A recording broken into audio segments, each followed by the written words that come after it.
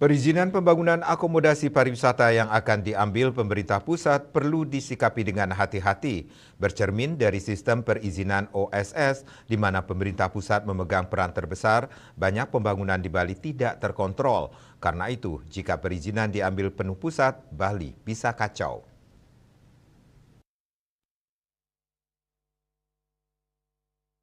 Ketua PHRI Badung Agung Rai Suryawijaya mengatakan bercermin dari sistem perizinan OSS yang saat ini berlaku, sulit membendung alih fungsi lahan.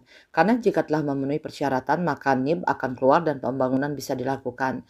Jika perizinan diambil alih oleh pemerintah pusat, menurutnya kurang pas karena yang tahu Bali adalah orang Bali itu sendiri.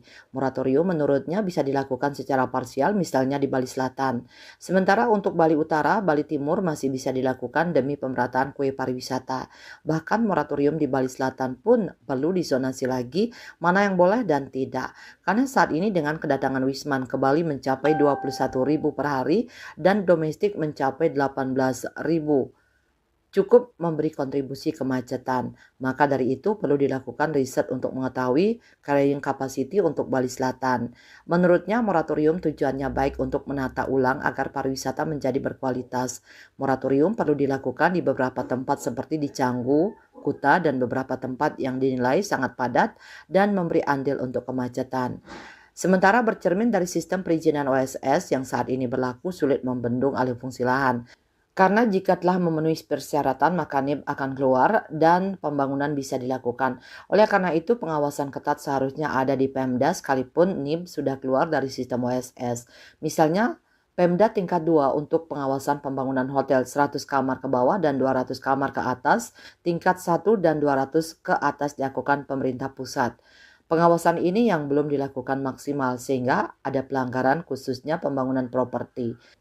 Pengamat pariwisata Heri Angligan mengatakan jika perizinan pembangunan di Bali diambil alih pemerintah pusat, menurutnya bahkan akan lebih parah lagi karena berpotensi terjadi pembangunan yang lebih masif jika pemerintah pusat tidak mengadopsi rencana detail tata ruang RDTR di Bali.